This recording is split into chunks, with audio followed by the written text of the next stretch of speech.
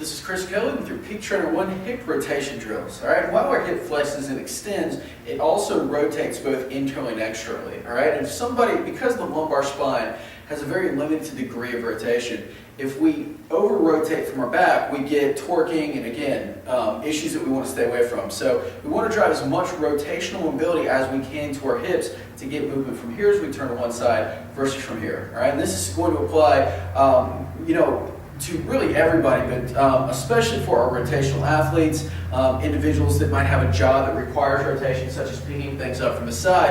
And again, just recognizing these things is going to be a starting point.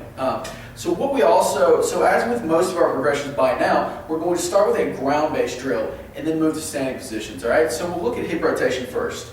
All right, the first basic drill that I like for hip rotation is just a sideline clamp, all right? What I'm cueing the client to do is press their body into the ground, keep everything nice and flat. We want to get their core engaged. We can even start the client laying up against the wall so their back is literally pressed into the wall to brace off of. And then what we want to do is drive movement from right here below the waist. Just move to the point that we can and come back down. All right, this might be slight at the beginning, but this is just a starting point. You can ask the client to put their hand on the side of their butt cheek, and I want this muscle to fire. All right, so if the client's feeling maybe the front of their leg, they're feeling it here, that tells us that substitution is going on. Now, the other part of this is that we want to watch for movement of the pelvis. So as I raise up, I want to stay away from this where we start to use other things, meaning I'm kind of leaning back a little bit to get more rotation. We want to stay away from that. So just make sure that this movement only comes from the waist down. All right, and once the client does, 12 to 15 reps, eventually we could progress to things like clamshells, where now, again, we're raising the leg off, and we're increasing the challenge just a little bit, and even sideline leg lifts, where again, this is a little bit longer moment arm, and that's going to be harder. So from there, we would then progress to an exercise like a Spider-Man, where I'm still in a closed chain position. The movement is a little freer. But what I'm doing here is, again, I come off the ground, my back foot's off the ground, and I'm just pushing into hip rotation here. I'm pushing this hip into external rotation and abduction. Another drill we like a lot is the pigeon pose, where I come into just a pigeon pose position here. I cross one leg in front. I can just move kind of from side to side. And we could do a lot of different things in it. We could come into push-up position, come up here, come back, alternate. So there's a lot of different things that you could do. The key is that my hands are still fixed to the ground, all right? So I'm still able to get core engagements.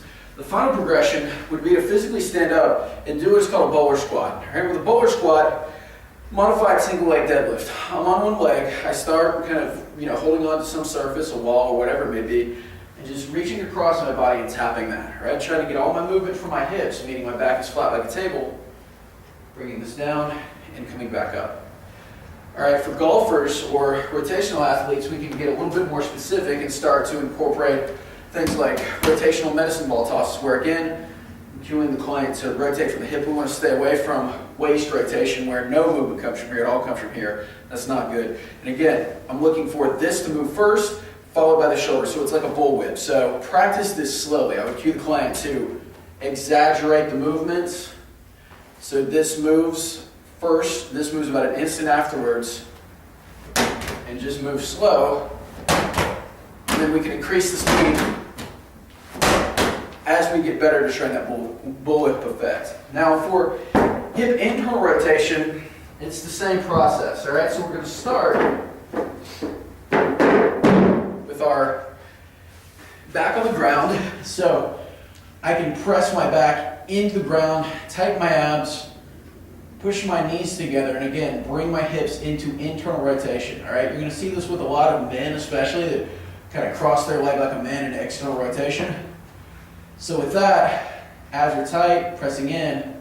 And another drill, or another transitional drill I like a lot, is the hip airplane, where one leg is way off to the side, coming back. You'll notice that the leg here is straight, so we're mobilizing all of this. And again, we have straight leg and bent leg, hip internal rotation and external rotation, but again, it's doing both. And again, from there, from these ground-based drills, we would just move to standing positions, where again, we incorporated things like rotational throws. So I'm getting internal rotation on my stance hip, I'm getting external rotation in my back hip that's rotating.